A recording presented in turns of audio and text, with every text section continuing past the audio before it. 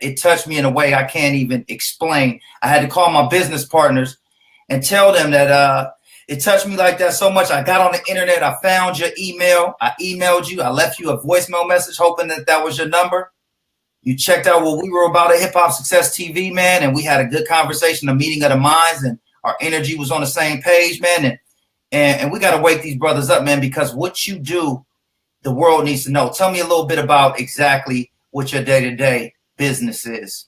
Yes, sir. First, peace and blessings, man. My name is Muhammad the Mortician. I just want to thank Brother Bam and Master Fi and Coach Tony, man, for the opportunity to be on this wonderful platform, man, to have an engaging conversation, man, about the reckless behavior that's tearing up the fabric in our community, which is hip hop, the rappers, AKA them dead dummies.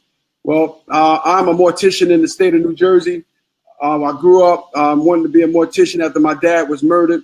He was stabbed to death in Jersey City when I was 12 years old. My mom brought me a speaker and a microphone, and I was hitting the corners ever since then talking about violence. You know, at that time, I really didn't know what I was talking about being 13.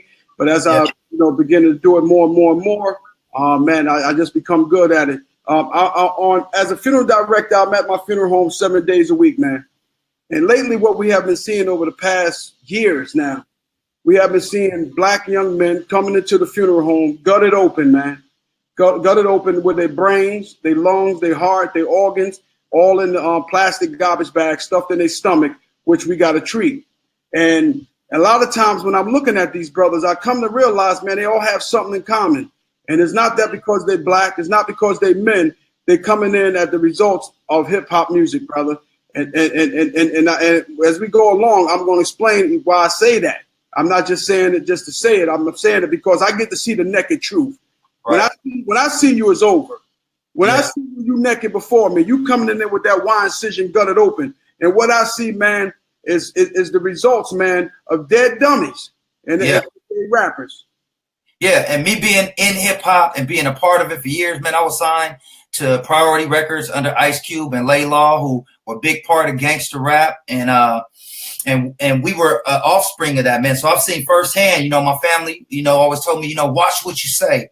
You know, we were more on, you know, the rhymes and the player tip, but the murder that I was seeing in my neighborhood, I grew up in Rolling 60s neighborhood, which is right next to Inglewood. So it was a lot of gang activity as a youth. A lot of my childhood friends, and one of my buddies, Jason, was killed when I was in junior high. So seeing that, man, I just didn't want that for myself, man, but I always wanted to see change. And what you're doing, man, is just so commendable on many levels, because as a business owner, you don't have to do that. You can let the bodies keep flowing in and make your money and keep moving forward. But now I know through your experiences in your life, you've decided to take the higher road to wake up, young brother, so we can stop seeing our own people and self-genocide rolling through your business. Because it's unfortunate, man, because a lot of those brothers that are laying there in front of you have been killed by who? Our own people. Yes, sir. Our own people. And what are they listening to when they're doing these drive-bys and these murders? What's going into their psyche every day? I love hip-hop to death. I don't want to bash hip-hop because there's a lot of beautiful sides to hip-hop.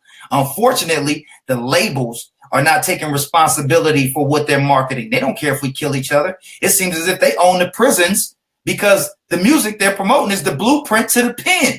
These days, or where you're at, which is the last stop. Ain't no coming back from once they get to you, man.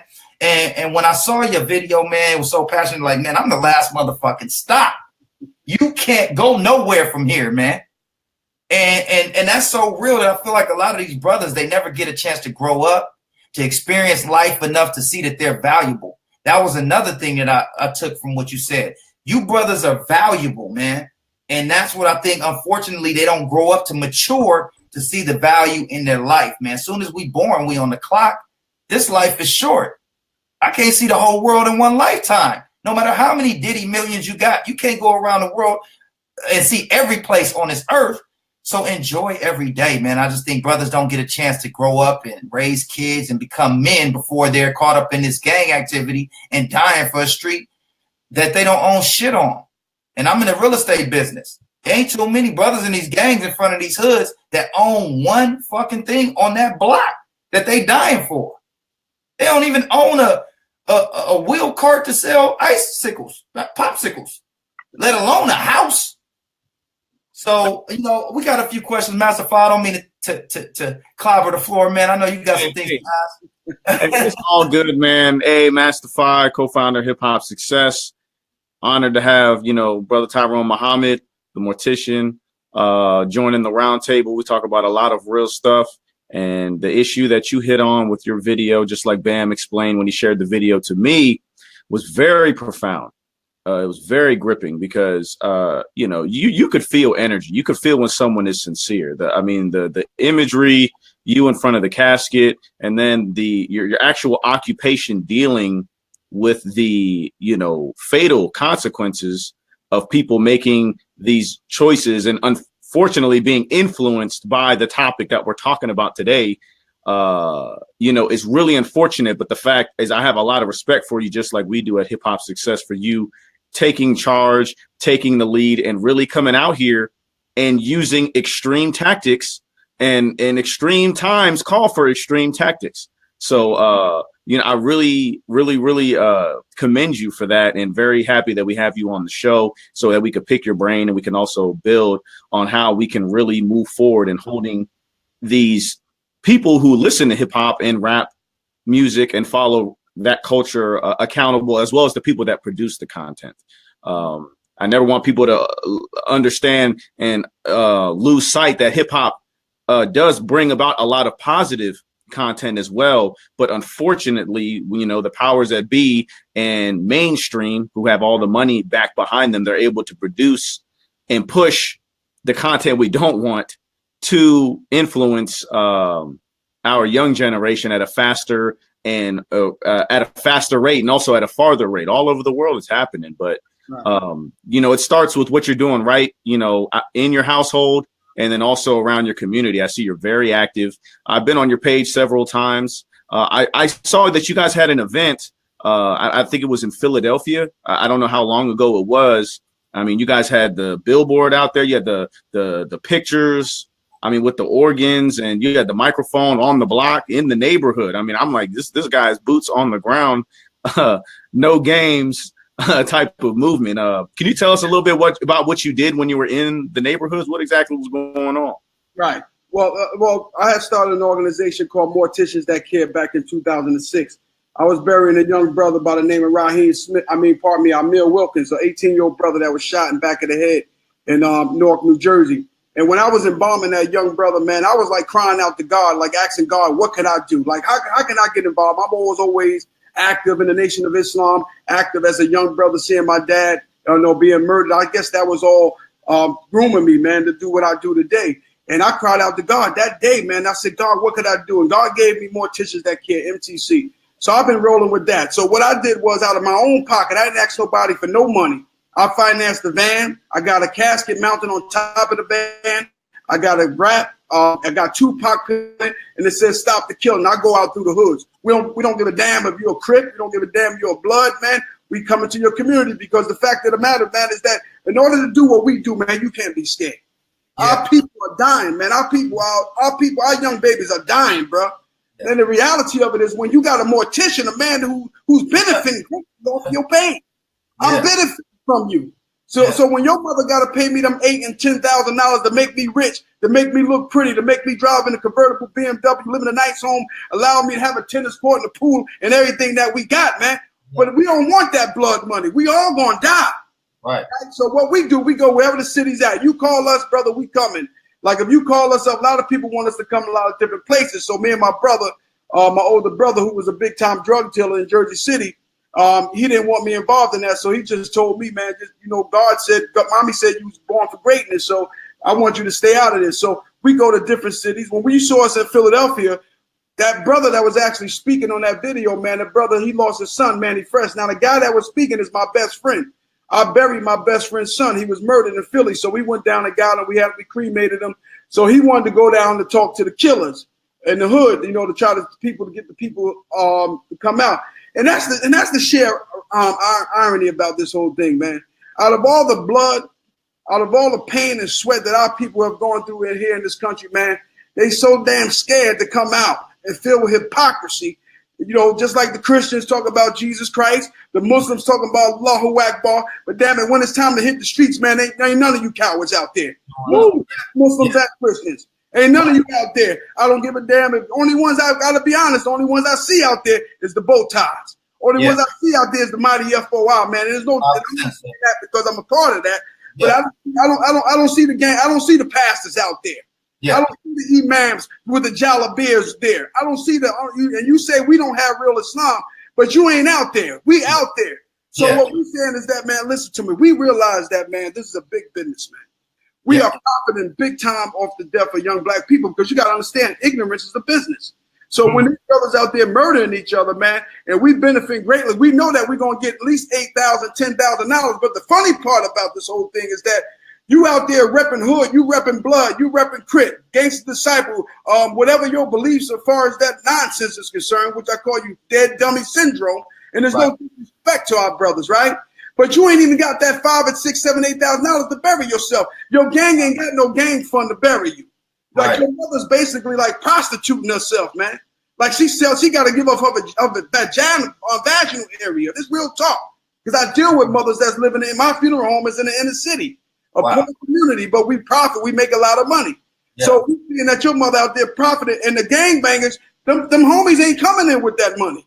Ain't nobody coming in with that money. But it's your poor mother. Now, if they didn't have this thing, what they call Victim Crimes Compensation Board, which is white-owned government, state funded.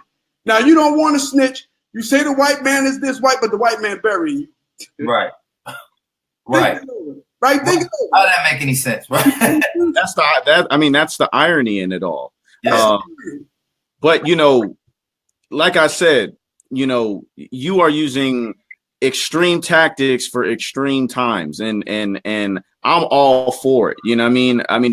How else are you going to get everybody to wake up? It seems like everything's been used in the book, and that's so powerful that you say they can't even stand and face the hypocrisy, listening, engaging in that culture. But when you have that, you know, that casket on that van wrapped up, and they can't even stand near it because they can't handle their own hypocrisy that they're living and following. So I mean, that's real stuff right there. That's some real how about brothers not even showing up to help with the funeral costs? Moms is the only one there. The other partners in your gang with all the dope money and the rims on the car and the gold chain and the Louis belt and all that lean in your cup, you ain't got enough to bury your bro that you put in this work with. He don't have that much respect for you. You'll only come to the funeral to take pictures and put it on social media. Yeah, I represented for the dead homie. Like, that shit is cool. You're not burying him with his mom and praying over his lost, you know, daughter who lost a father.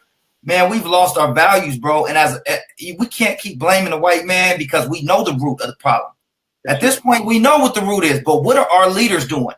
What are the people that these kids look up to actually doing except saying, hey, I made it, man. I made 100 million. You can do that too, man. I'm inspiring you.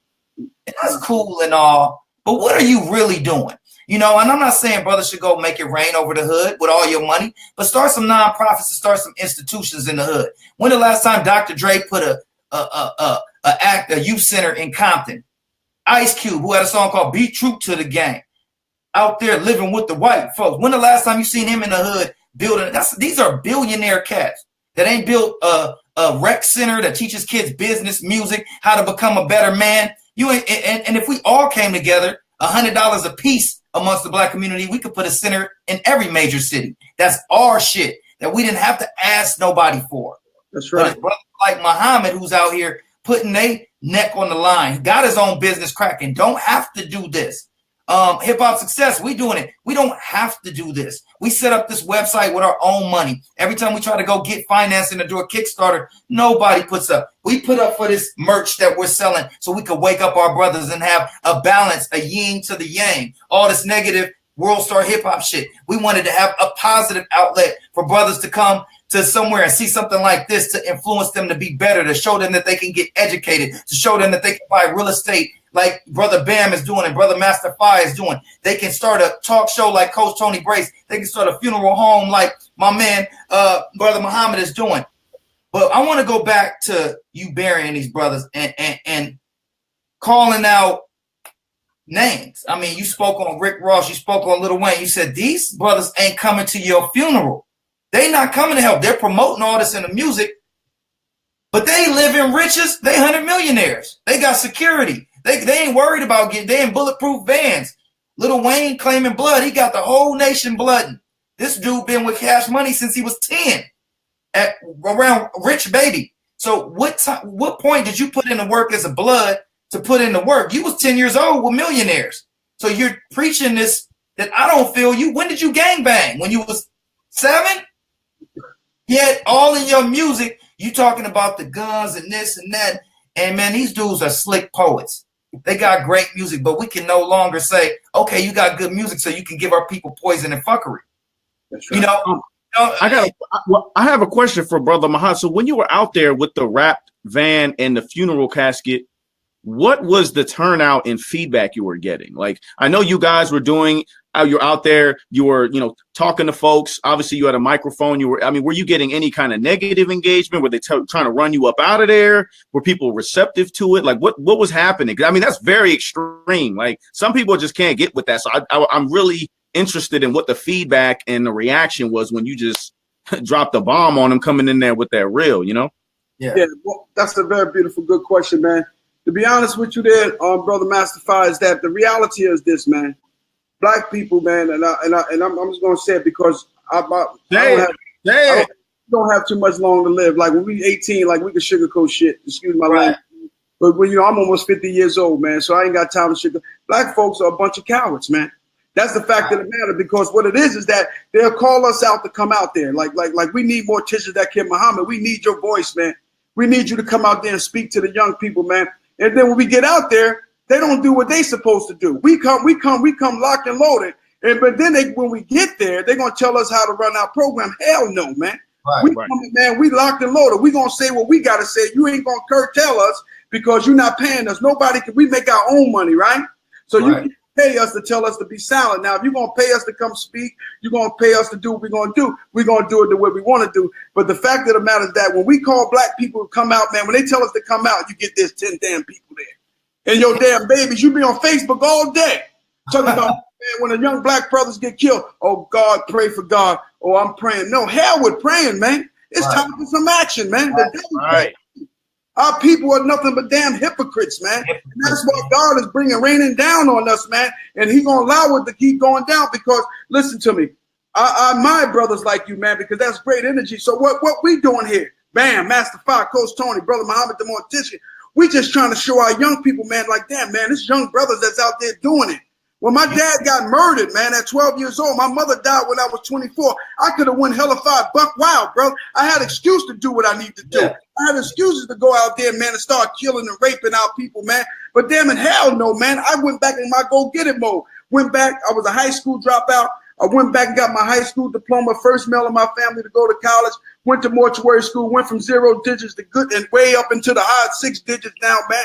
So what I'm trying to say, and I ain't raped nobody, I ain't robbed nobody, I ain't killed no damn body, man. I ain't do none of that, man. So what I'm saying to you is this, is that the fact of the matter is that God is showing us right now, this is the year. So anybody that's like P. Diddy, Ice Cube, NWA, them bastards got to be dealt with. Why I'm saying them bastards got to be dealt with? You know why? Because they got to atone for the sins in our damn community. You can't create a song like "Fuck the Police" and then go living with white folks now. Right. And you done made us brought into the goddamn idea that fuck the police. We brought into that. Okay, well, fuck the police. You got us now. And then you going to run up there with a white woman living in a white house with a white dog and with your white goddamn friends and leaving us in a more wretched condition.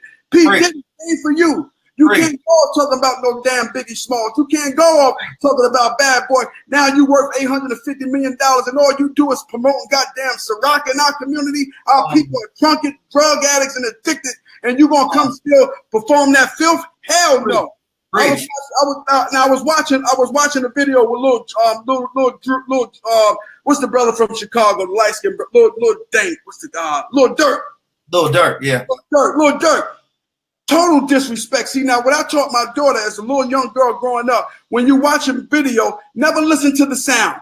Turn the sound off and look at the visual. And my dad taught me that. He said, watch even when you watch any kind of news, anything, turn the sound down and just receive what's happening. Just like Jesus said, put a little man couldn't see, Jesus put a little spit on him. Jesus said, how you see? I see him just as I see him now. What'd you see with Dirk? What'd you see with Dirk? What Dirk was doing, man, with him, and now there's a song, but the whole video about it, he having sex with the black sister. Now she's showing her buttocks. I mean, they got a good shot of this sister, man. Got the tattoo on the back of her ass. Excuse my language, brothers. But this is our platform. Say what you want to say. So it got a tattoo on the back of the ass. Now, who makes sex with goddamn diamonds full of diamonds or damn watch full with diamonds in it, with diamond necklaces, and you butt naked? Who the hell makes sex like that, brother? With $1 million worth of jewelry on it, you in the bed having sex all day, sweating and banging. Hell no. But what you trying to do is, man, you see the message? Sex, jewelry, man. And who are you giving that to? You giving that to the poor, young, ignorant brothers, man. So that's why the gang banging is up, carjacking, murder, rape, because they want that shit, man. They hungry, they want it. And they can't attain it. They don't know how to really get to it. We're not teaching them. We want to give them fish, but we ain't teaching them how to fish. Exactly. So we saying, P. Diddy, you got to atone for this. You got blood on your goddamn hands. Yeah. Ice Cube, you got to atone. You got blood on your hands. Snoop Dogg was at the Million Man March. I was on post at the Million Man March in front of the statue, making sure nobody climb up there. And Snoop Dogg, you was right there with the minister. You had the full tie on, damn it. And you still out here creating goddamn nonsense. Now they got you doing Joker's Wild, damn TV show. You was doing Joker's Wild. Think that over, man. They're going to keep us separated like that, man, because we don't hold ourselves accountable, man. We don't hold nobody accountable, man. Dr. Dre's a billionaire, man. This would be nothing for him to do some shit for free. He don't even got to go in his pocket. It's a nonprofit at this point to do what they need to do. And it's unfortunate that we're allowing ourselves to poison our own like that. These brothers are successful entrepreneurs, but the message that they're giving the kids who can't process it because they don't have the resources to get out of their situation to ever buy $1,000 watch. So they're going to try to go rob somebody, end up in jail. They don't know how to make money. So we should telling them the dope game. The dope game wasn't popping since the 80s. Ask a real hustler. The dope game ain't cracking no more. How are we gonna push that to the kids and not media and technology? Why aren't we opening institutions to teach? And that's what we want to do here at Hip Hop Success. Now you mentioned Lil Wayne, and you mentioned who was it? Rick Ross and some other cats that aren't coming. You said, we bringing caskets to y'all doorstep. We bringing body bags for y'all to see, man. How do we, because these brothers, we don't want to chop them all the way down. We want to give them a gut check, and then we want them to conform to get this shit right. Because at the end of the day, if they were to wake up somehow and unify, and we were to come together, come on, man, if we mobilize these like minds, then we can see the result that we want in the community. If we can get them to see the harm that they're doing to the community. If we can get the radio, give us a fucking balance. Can we get 50% bullshit, lean, I'm drunk, I'm high, I'm stupid, and 50%, positive, common, what's some dead presidents, somebody talking about something positive? Can we get a little bit of a balance here, man? And I think once we do that, man, and we got the what's Killer Mike? We got my son, the general. We got some cats that are trying to. We just had a meeting with my son, the general. He might be next on our roundtable. We told him we were having you on board. These brothers need to all get together, man, and get on the same page. Killer Mike raised $100 million for a bank. He got a bunch of brothers to put up $100 and go to a black bank. Do you know that this bank didn't give one loan to one person? That's right. Now, how didn't you have that understood from the beginning? Once we raised this capital, the brothers in Houston did it too. What's his name? Down in Houston, Boss Hogg. What is his name? Mike Jones. Not Mike Jones. Slim Thug. Slim Thug. Them brothers all got together and raised some money in Houston and got the bank to raise some money. And I think that bank did give some loans out. But how don't we make these banks, once they get the money, get back in the community and start providing jobs to people that have credit and qualify, of course, which we got to teach our brothers that you have to have the right credit. You have to save up a little bit of money. You got to stop buying rims and bullshit and sacrifice like you did to get your degree and go back and get your shit right. What I had to do to get right, I had to move to St. Louis for some years, where being from LA, out of my element, in order to focus and buy cheap properties and eventually get to more expensive properties. But we are not teaching our brothers how to fish. We just telling them sip lean, put on jewelry, call a girl a bitch, don't call your black woman a queen. In what other race do they diss the queen? Exactly. And what other successful race do you do you shit on your queen that raises the babies, that births the babies? It's programming. It's programming. This is generational programming, man. This is what they're programming ourselves right now, though. Exactly. But you know what I'm saying? It's like I always say, Black people are still going through post-traumatic stress from slavery, Jim Crow. It's all generational. Whether you want to look at it in a residential sense, housing, education, wealth, whatever. Like, I mean, it's a deeply rooted issue. But when it comes to music, we're being used. You see what I'm saying? Like we are the product. It's our own creativity. It's our own intellectual capital. It's crazy how the system flips it right on us. And yet we're the ones that end up in the casket. Our kids, our daughters, our young ones, they're the ones ending up in the casket, but other people are getting rich. And the white folks kids can afford to listen to it and not take it literally. Our kids take this shit literally. White kids go home to the mansion and boss living and going to college on the fun. Our kids go home to the slums, to parents on drugs, to no resources to do anything. And now they go to extreme measures to try to attain what they think they should have, which is gold chains and dumb shit. They're not even buying real estate. They buying the dumbest shit in the world and end up in jail. And you never bought nothing to leave your daughter, your son, none of that. No generational wealth passed down, you know? I do want to chime in. I also want to give a shout out to everyone that's currently watching our show. Shout out to the hip hop success community. We got a lot of people engaging with us right now, giving us commentary. So, Phil, Brittany just said, read that question. Are consumers' audience responsible for the content of this music? Brittany Jackson. Shout out to Brittany Jackson. She asked this, Brother Muhammad, to you. Are the consumers' audience responsible for the content of the music? Are they responsible? Are the consumers and the audience responsible for the content of the music, or are the artists responsible for the content of the music? Are the labels responsible? Who are the parents responsible? Because a lot of people, I hear them say, well, it's the parents. But if the parents weren't dealing with a negative music, if the music was positive, we wouldn't have to worry about what the parents were doing at home, because the music would be a co-parent, so to speak. But with the parents not doing what they're supposed to do and the music being foul, we got a double whammy. You know what I'm saying? So, right. The sister's asking a very good question, man. Listen, I don't think, to be honest with you, brothers, I don't think it's going to be one solution to this thing, man. Right. I agree. There's no one-step solution to this, man, because when you think about it, every inner city, every poor community, man, you have people in there, man, that's striving to make it out. We are continually sitting here, not us, just saying our people, Black people, sitting and complaining. And what I'm saying to you is that complaining is not going to do anything. You got to comply. You got to motivate yourself. We live in the richest country in the world, man, with the vast opportunities. Racism is going to exist as long as you and I, all three of us, are long gone, brothers. Our children is still going to be here, man. So why waste? I'm not going to waste no more of my hours talking about racism. I'm here to motivate young people. Now, I just can't think that. It just kind of crazy if you hear a white man call a white woman a bitch. It's sit here. I don't understand that. The total disrespect for our young people is just goddamn crazy, bro. So I think that we have a responsibility in the hand. What I mean by don't listen to it. You can't condemn the damn music and then go up in the club, bro, and be twerking. The damn moms are up there twerking to the goddamn teen mumble rappers, dead dummy. Right. And then you want to know why your baby's out there acting goddamn crazy, and you try to be in the goddamn same club, and sometimes you're out there, with the damn child with you, man. Man, I see that so often, Brother Muhammad. I see that shit so often. It's so disturbing. It's out in St. Louis. I see it so often where cats pull up with little babies in the back, bumping, bitch, the motherfucking pussy. How do you feel comfortable? And I listen to some shit. I ain't no saint over here. Sometimes when I'm being grown, I'll listen to some shit, but I know balance. I also listen to Bob Marley all the damn time, or whatever I need to listen to, Stevie Wonder, whatever. I got to balance. Sometimes I'll listen to some shit when I'm on my own, but my niece and my little son, baby son, I ain't got no kids in the car with me listening to the pussy popping this and that and the third.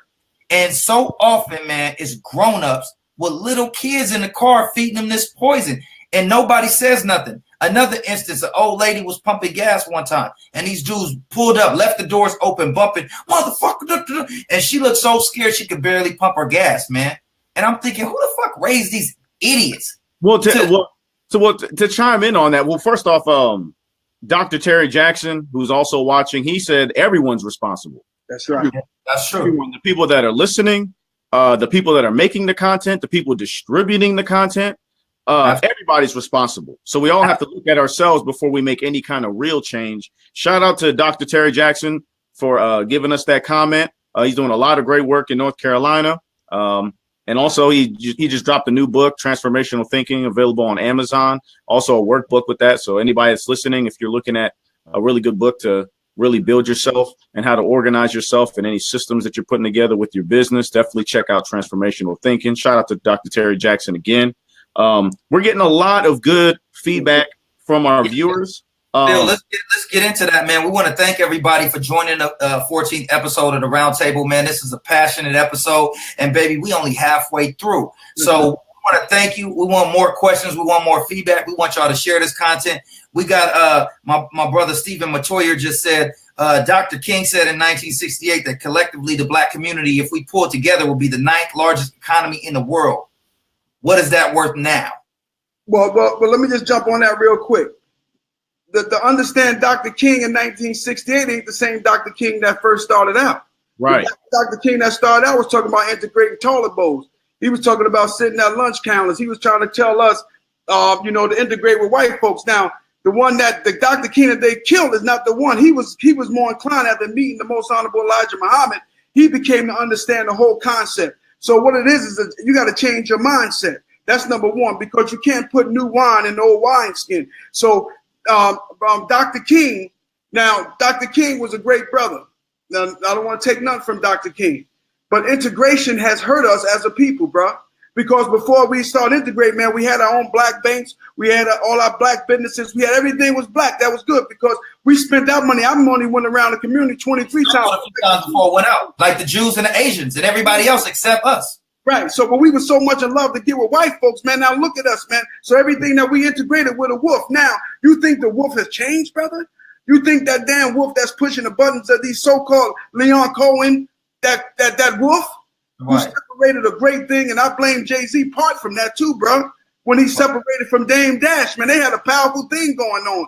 Dame Dash was on the right track, man. Right. Dame Dash was about to have the whole damn stadium, them brothers about to get paid off white money. They was going to try to show young black people how to gather their resources, man, and how to go against the goddamn machine. But what they do, disrespect to white folks. We ain't talking about race, but we got to deal with it. Yeah. What they do, they start whipping in, they start whispering in your ear like the snake did to Adam and Eve. Start whispering in your ear. They whisper. Divide and conquer, man. Divide and conquer. Right? Divide and conquer. They whispered in Michael Jackson there, got him away from his brothers, the Jacksons. They whispered in Beyonce ear, got him away from Destiny Child. Whispered away into damn Jay-Z, got him away from Rockefeller. And then the vultures of the cultures come in and they scoop it all up. So it's not even ours no more. No, so what they do, they make Dame Dash look like Dame Dash is crazy. But when you really listen to Dame Dash, that brother has got damn intellectual damn property that they got in hip hop right now. And that's why he has been so vocal they were scared of him, man. He was so vocal they was a bit scared of that energy. But back to what you said about us pooling together. Look at Tulsa, Oklahoma. Black Wall Street back in the day. They blew it up and covered it up like it never existed. Tulsa, Oklahoma, we had doctors. We had the first bus stations. We had our own banks. We had all of that, and they blew that area up. Are you hip to that? To the story of Tulsa, Oklahoma, Black Wall Street? Yes, sir. Yeah, because they I understand that, man. They had a thriving community going there. Absolutely. Everything that we wanted. That's what heaven looked like for the black man. Yeah, and right in there. People think about color, right? But they allowed a young brother that got on the elevator with a white woman, got on the elevator with the man, and she said, right. So he ran out. They locked him up, whatever, and they burnt the whole city down. Right? But that's what they do, bro. But we were giving loans to the Native Americans. We were giving loans to Jewish and other people that were being segregated against. We had young kids in suits every day. Imagine if one day a week everybody just threw on a shirt and tie, man, and walked through our own communities. The type of energy would change, man. We don't have one day where we just respect one another. We don't have one day where we turn down the volume a bit and just collectively give each other respect, honor, and exchange information like what we're doing right now. And I hope this is contagious, man. I hope the internet passes this around so much, man, that this becomes contagious, because this is a conversation this is something that we want to see in our lifetime, man. We don't want to be old and on no cane and don't see us brothers wake up, because we're this close The light switch could come on and we could flip the switch and go right to another page immediately. As soon as we start fixing up our communities, everybody gonna join in. You go to the Asian community, Chinatown in LA, all you see is their employees, their own business, all Asians. Where is our African American town where we have Sean John stores and we have, you know, whatever any business, forget Sean John, but I'm just giving an example.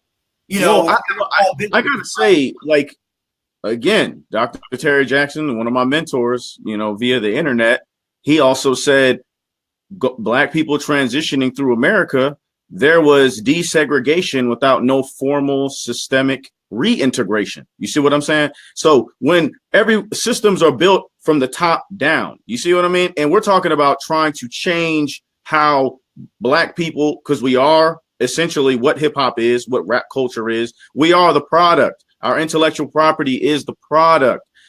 Until we can really control the systems and how they work and how they distribute it, it's going to be very difficult for us to come about and have a collective consciousness. You see what I'm saying? But right. Just like Brother Muhammad said, it's going to take multiple methods and strategies for us to make this happen. It's not a one answer fits all solution. It's not a light switch solution, and it's not a next day solution. You're saying it's going to be generational. It's going to take time. It's going to take levels. It's going to take us looking within ourselves and being real with what's going on. You see what I'm saying?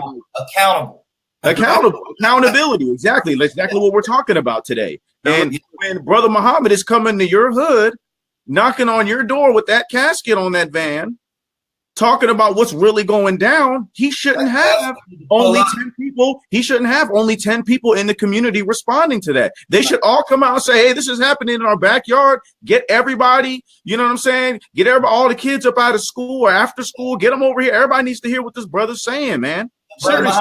You got a home here, man. We thank you for what you're doing, man. We commend what you're doing, man. This shit is so commendable, man. It touched me. I can't stop saying it enough.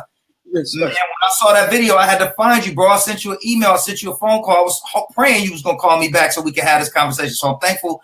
I know God is always working and connecting like energy. And we have a home for this movement right here, Hip Hop Success TV, man. We're going to be blasting everything that you do. Every time you pull the casket up somewhere, you got a home where we're going to promote it for free. We ain't charging you a dime. We putting this message out there. We want everybody to know what your movement is about and help. And when you show up somewhere, you can't stop the masses from showing up. It's too many people trying to get into the auditoriums where you speaking at because this shit needs to be heard. Instead of us talking to Lil Whoop Whoop and Lil Pump and Lil Dumbass and Lil Foo Foo and Lil Idiot Box. Like, I'm sick of that shit, man. Hey, shout out to Steven Matoyer. He said, I'm ready to walk around with the funeral directors in my community. That's right. So obviously, Brother Mom, you striking a nerve, man, and you really making LA, man. You got to go coast to coast with the casket, baby. You know what I'm saying? That's what it's going to take. But how many funeral directors going to really come out, man? That's the thing about it, because they're not going. Listen, black funeral directors do not want to give up their livelihood. They don't want to speak out against it, man. Why? It's revenue.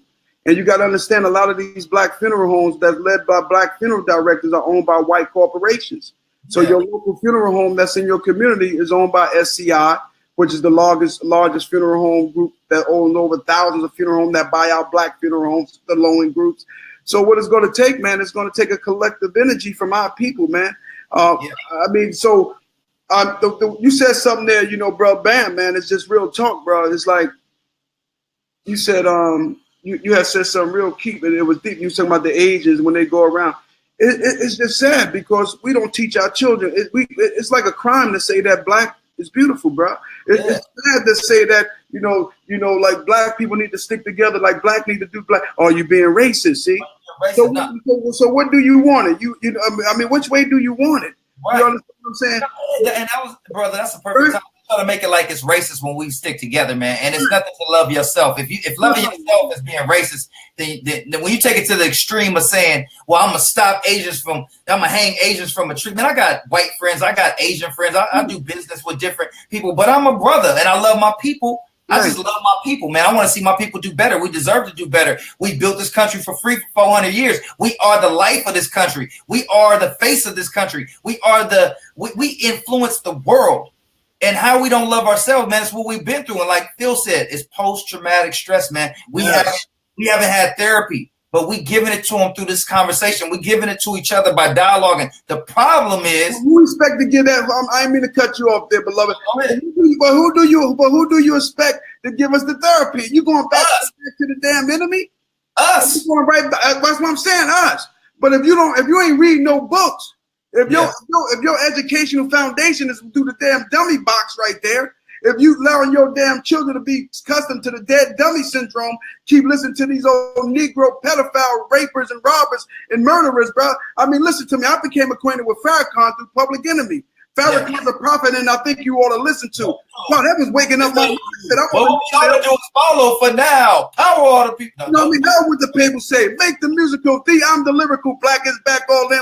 We're gonna win. Check it out. Yeah, boy, come on. Here we go. Raising up the level of consciousness, man. So what happened was that hip hop had a beautiful thing because it was leading us onto the right path towards heaven, towards collective unity, because it was changing our mindset.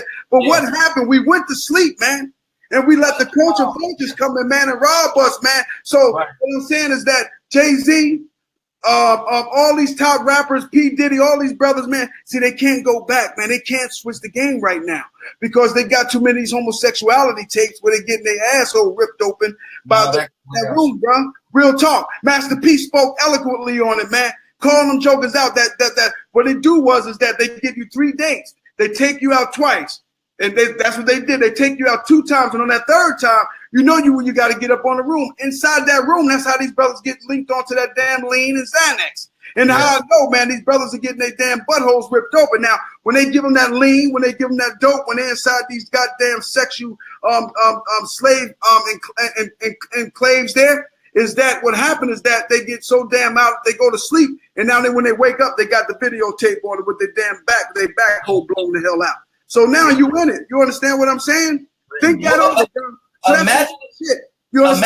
imagine if we went back to the hip hop era, like you said, with Fight the Power, Public Enemy, what they were doing. We headed for self-destruction. If you had Jay-Z, you had Lil Wayne, you had Snoop saying, look, we're going to put down the pistols. I'm not saying don't protect your family. I got heat in my house, but it's for my family. It ain't have to rob nobody. It ain't have to shoot no other brother because he got on a red shirt. It's to protect my household. Now, I got a few more questions to ask you, but if we were to get back to that mode where we were all collectively on the same page, do you see the light at the end of the tunnel?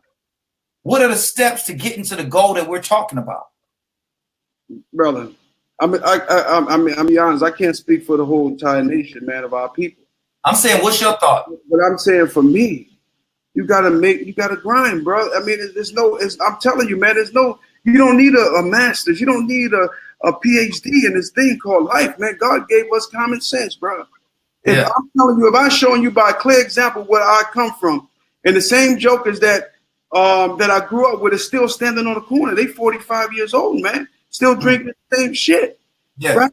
So if I broke away from that, it's all it is a mentality, man. It's like, how bad do you want it? Like, if you really want it, man, like, you can have anything that you want in America, man. So I'm saying to you, like, if I went from nothing, brother, 0 figures, listen to me. I went from 0 figures, man, to fucking over six figures, just well as probably you brothers too, or what you do. So how can we overcome the obstacles? How we come over disappointments and deaths, man, and letbacks and setbacks? How do we let all that go, man, and keep driving? Because, brother, we had a vision, man. We got a purpose. And the young people got it, man. They got the vision and the purpose. But the fact of the matter is that a lot of men in our community, brother, ain't stepping up. Right. You understand? They leaving our babies out there to die, man. And a lot of insecure brothers feel like they got it, so they got something on everybody else. So they got that money. Well, I'm going to teach you how to get money. Then I ain't as fresh no more. And to me, that stems from insecurity if you don't want to see nobody else eat. And I feel like a lot of our brothers that are educated aren't teaching our brothers how to fish. I just started something called 40 Acres in a Jewel, teaching brothers that we ain't never getting 40 acres in a mule. So I'm going to give you this jewel on how to buy your 40 acres, get you a house, get you a piece of property so you can go home. So the landlord ain't kicking you out your house and you can take care of your family and teach your sons and daughters to be men and women and go get educated and have their own businesses. But we're not teaching each other how to fish. And to me, that's a form of insecurity when you don't want to see the next man shine. Once we let that go, once we let go of ego, once we let go of pride, we put education at the forefront. We put hip hop success on your share button because it embodies education. It embodies hip hop. We're not saying be square. Man, I travel the world. I enjoy myself. I have a cocktail regularly, top shelf, baby. I eat well. I ain't hurting. Finally, I grinded my way to this. Music didn't help me get to this point. I had to leave music alone and go grind real estate in an area that I didn't know nobody at. I didn't like being there. It's freezing cold. I'm from sunny California, but I put on my boots and I got knee deep in the grind. And some nights I was so stressed out, I didn't think I was going to make it through. But I look at those times, man, those are the most beautiful times when you stress, when you had to fight through it because they made you who you are. And we're not teaching these brothers that they got to go through something to get it. You can't have instant gratification without working for it. We got to teach these young niggas that, look, bro, standing out there slanging that rock, man, that's old, man. In the 80s, they was making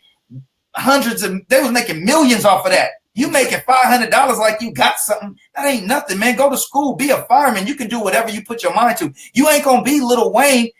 It's already a Lil Wayne. Everybody want to sound the same like Lil Pump, Lil Dump, Lil Doohickey. Be yourself, man. Let's stop allowing people to copy each other and act like that's cool, man. You're an individual person, young brothers. You are valuable. You are strong. You're the shit. You can dance, rap, sing, jump, baseball, basketball, hockey. What y'all want? Y'all want hockey? We got black hockey players.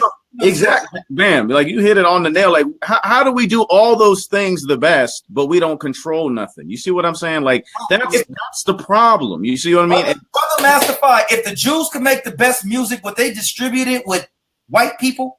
Or if the Jews made the best, they are white people. If the Jews made the best music, would they go to Asians to distribute the music? Hell no. They would distribute it themselves. Would they take their clothes to somebody else? They would do it themselves. If Chinese made hip hop music, who would be manufacturing and distributing the Chinese hip hop that was hot around the world? But that's exactly my point. We have to control our own systems. It's going to take a collective consciousness for us to all realize. Let's call them out. Who we calling out that's not doing that? Let's start calling out names. Hey, I mean, calling out names. That's what we're here for. We got 15 more minutes. Well, we already know. I'm calling out P. Diddy, man. I'm calling out Jay-Z. I'm calling out Ice Cube and Dr. Dre in Compton. What's up in Compton? Where's the youth center for the youth? I see Kendrick doing a few things out there. How come y'all can't collectively do a youth center in Compton? That's the most amazing educational institution for brothers in Compton to get off the streets and put the AR-15s down, pick up microphones, pick up books, learn real estate, and teach them how to be, technology savvy. Come on, man. Let's call them out. Who else we got on the list that need to be called out? Kanye West. Call it Kanye West, man. Did you see the decline of Chris Brown? Look at Chris Brown. The Chris Brown before, right? Look at the Chris Brown when he started so fresh. And look at the Chris Brown now with that Xanax, man, and what that lean has done to him now. What he look like? He look burnt out now. Burnt out, losing his voice and everything, right? Bro, he used to be with Rihanna. Now he got smoker-looking chicks on his website talking about Chris Brown, you not going to sleep with me? Like, and he co-signing it. You the flyest dude, dance like Michael Jackson. Look at him now, off that lean, looking like talking about blood, and you 100 millionaire. Right. What? Call him out. Call out. I know Bloods who want to be Chris Brown, and Chris Brown want to be a Blood. They gladly switch sides. Here, you be a Blood, and I'll take your 100 million. Right. Switch sides. You could be really from the turf. And all these brothers out. But it's not just rappers, man. Let's talk about business owners too, Phil. Let's talk about politicians. Let's talk about lawyers. Let's talk about other people. Let's not just dog the rappers out because it's some attorneys, it's some politicians, it's some other people that need to be called out too. So let's call them out. That's right. Exactly. That's an excellent point there, bro. Bam. It's just like I call out the other funeral directors. They're nothing but a bunch of hypocrites. And everywhere I go, man, particularly around here in New Jersey, man, most of them always know me. When I step in the room with funeral directors, they be like, I can hear him. That's Muhammad the Mortizam, because I call them jokers out. How the hell are you going to be selling out people these expensive goddamn caskets when you know we done paid $300 for this casket wholesale and we're going to sell it to you for $3,000? The people goddamn maggot food. And you see the mama crying with no money. And they tell you like, now in here, mama, no ear going to touch mama in here. Mama gonna be sealed up nice and tight. No, damn it, you ain't going back to dig mama up. And the fact of the matter is that we organic. We gonna go back to the earth regardless. You're gonna become maggots. Maggots is gonna come out your body. You get buried in the wintertime, your body's still frozen or still firm because of the embalming fluid you preserve the night. But once that damn ground start feeling that heat, brother, them worms, them maggots gonna start coming out you. You're gonna be maggots. It's over. It's over, man. When they come see Brother Muhammad, it's over. It ain't no coming back from that. It's over. It's over. When I see you, it's over, baby. It's a wrap. Who come back from that? Anybody on the table ever woke up and said, I'm back? Man, listen to me. Ain't nobody ever said that, man. Okay, so look, let's not stop here, fellas. We calling out names. We want everybody that's participating in this, everybody that's following this show right now. We want you to write a name, not just rappers. We calling out rappers. We calling out successful business owners. We calling out people with a following, people that have influence, that have influence over the community. Let's call out names in these comments, man. And we're not going to just stop there. We want to see this grow. So we want comments to come on who we calling out to hold accountable for not doing shit for our people, African Americans, the face of this world. And Brother Muhammad, do you really feel that these hospitals are selling these brothers organs? I got to ask you. Brother, listen to me without 100% positively, absolutely, yes, sir. I was selling hearts and livers, and that was going to be my closing remarks, but we can talk about it now because it's almost closing time anyway. But yes, you got to understand something, man. I talked to a doctor, a black doctor, personally here in New Jersey, in North New Jersey. He the one told. I started speaking on this about 11 years ago, about 06. Because he saw what I was doing. He said, young brother, let me drop this on you, man. And the fact of the matter is what they do with this here, brother, Master Fight, brother, coach, what they do this is that when somebody is dying, the young brother's in one room crying, right? Well, he harvesting his organs, right? So they keep him on the ventilator for a little while. So you understand what I'm saying now? It was a funeral director here in North New Jersey, a Spanish brother who got locked up because what he was doing was he was taking the bodies down in his basement. And what they was doing, he had a sharing network company come from over New York that was taking the bones. Now, when you take bones, human bones, ladies, I want you to understand this. When you look at with your MAC lipstick and makeup, listen to me, that's bones, that's elbows, that's whales. You understand what I'm saying? That's whale fat. That's human bones, man. They make makeup out of this, brother. So what they do when they steal your bones, they put PVC pipes. We get them all the time. They'll tell a black family, we're just going to take the cornea. But when we get them, they ain't got nothing but plastic pipes all through them, right? And the black family don't benefit from that. What they do, they give the funeral home owner $500 to embalm because they know it's a little difficult. So they give us $500. Now we're making money off it. And here's the family that's struggling, particularly in the black community that don't have life insurance. Don't have no damn money. Oh, man, that's a whole nother discussion. I mean, the life insurance thing is a whole nother thing. Another topic, whole nother roundtable. You understand what I'm saying?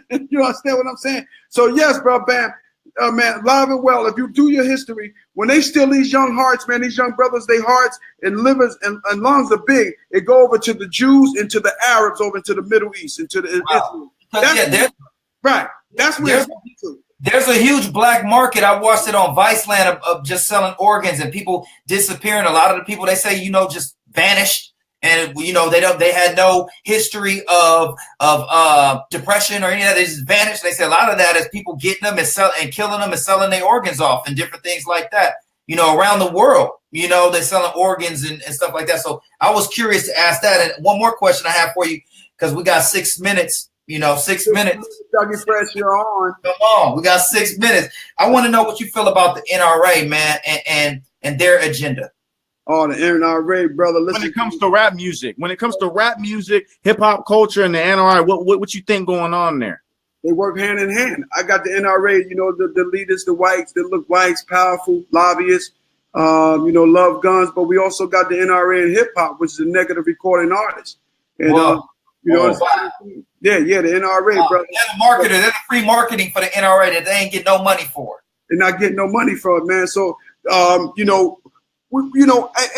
once again, I got to bring it all the way back down, man, because some shit is just common sense, bro. Yeah. I mean, we just got to think, man. I mean, we can sit back and we can dialogue and we can kind of create some hysteria and start blaming people, man. Black people, all the hell that we went through, bro. How the hell we go from dashikis, man, to have these guns in all these damn videos? We got to see that. So what I'm trying to say is that when you look at these executives, man, their cousins are part of the NRA, right?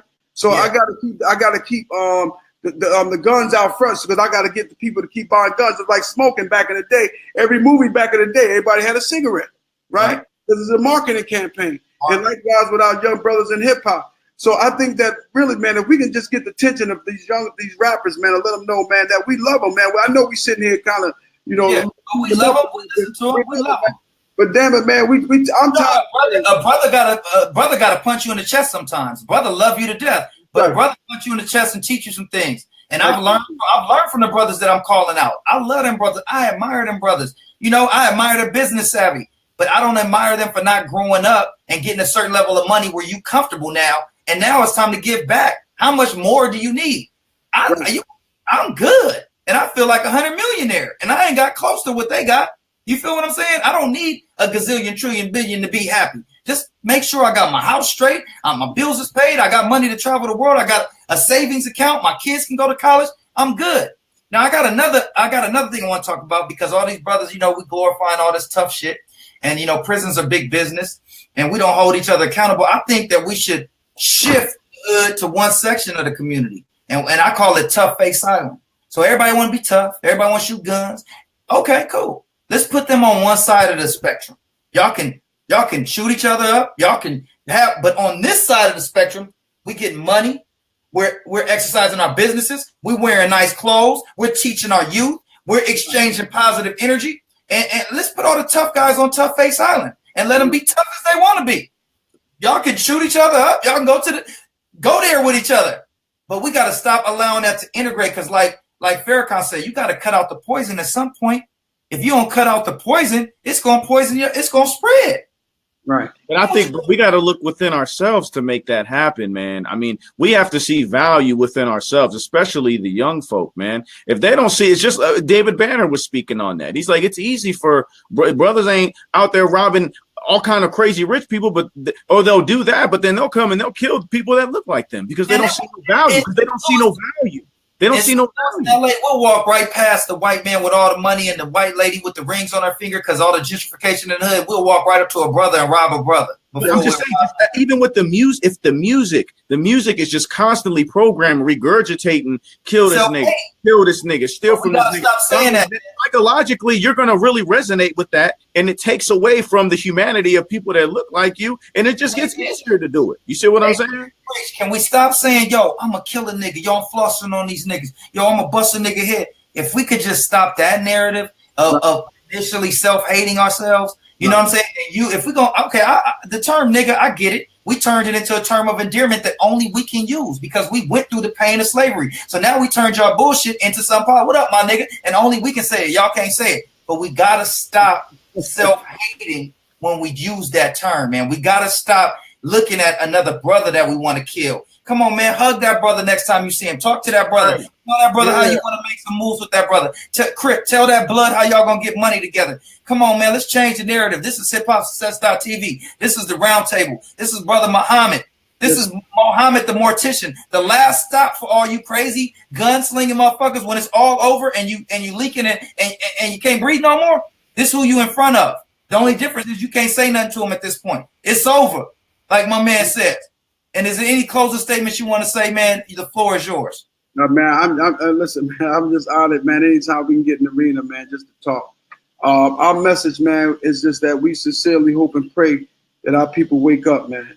I think the families that have helped make me rich, man, that help make us rich, bro. I want to thank the families that give us all their money. I really do, because what it is, man, is like you. Case in point, as I close out, man, I buried this sister son back in 2011, and he died of murder. He was 23. Now we just got his brother in the funeral home 2 days ago. He's 24 years old. He got shot years ago, but he just succumbed to his injury. And man, if all I just want to do, man, is just go ahead and inspire young people, man. I know in this lifetime we're not gonna get everybody, man. The message that we get, man, we're not gonna reach everybody, man. But if we could just get that one young person, man, not to become a dead dummy, man. And that's what it is. Me and my dead dummy is going to travel the world, and we're going to keep trying to reach to the people. We're going to get them, bro. We're going to get masses, bro. We're going to make it less common to man, all that dead dummy shit is out the door, man. We're going to have very few dead dummies, man. We're going to change that narrative, bro. That's what we're here for. We're going to change this shit in our lifetime. We're going to see this happen. We're going to enjoy the fruits of what we're talking about because we're putting it into the universe and we're calling out names, and we're going to make them get responsible or make them say, oh, I'm not down with the movement, or I ain't with unity. I ain't with love. I ain't with black excellence. Well, then stop fronting them, and let's stop buying their material, and let's stop supporting them because they ain't with us for real.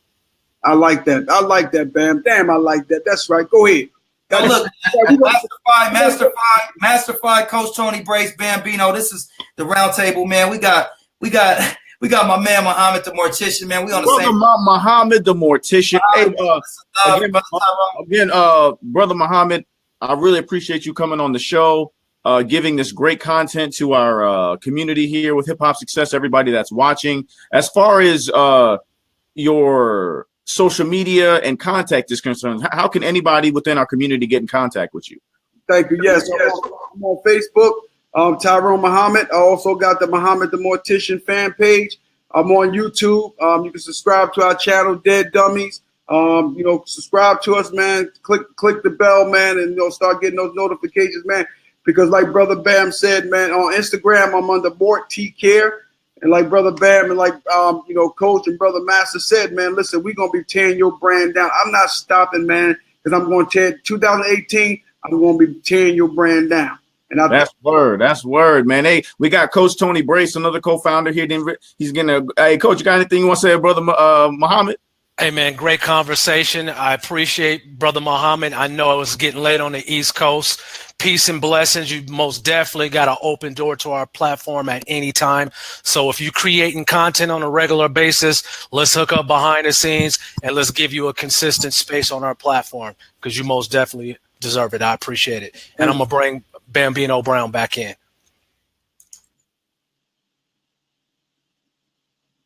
Yeah, Brother Muhammad, I really appreciate it, man. Anytime you need a platform, our door is always open. Again, everybody follow Brother Muhammad and Muhammad the Mortician, his brand on social media everywhere, Facebook, Instagram. Also follow us, hiphopsuccess.tv, at hiphopsuccess.tv on Twitter, IG, YouTube, Facebook. Please share this video. Please share this roundtable. People need to hear it. All people of all wherever they come from, part of the hip hop community. I don't care if they black, white, Asian, whatever. Everybody needs this message because we need to all come together collectively and consciously to really make a change and really, make an influence so that we can keep our young generation alive and keep this hip hop culture that we built balanced and alive, man. We're gonna keep this thing pumping. We're gonna feed it the right food to keep it healthy, baby. So we want to thank you, Brother Tyrone, man. We're gonna check out of here. Hip Hop Success TV. Please share this content. We challenge you. Please just share it, man. Just tell another person about what we on and check us out at hiphopsuccess.tv. That's www.hiphopsuccess.tv. Hiphopsuccess.tv on all social media platforms. We appreciate the love and we spreading the love. And this is all with love. Even y'all that we called out. This is with love. And we out, y'all. Peace.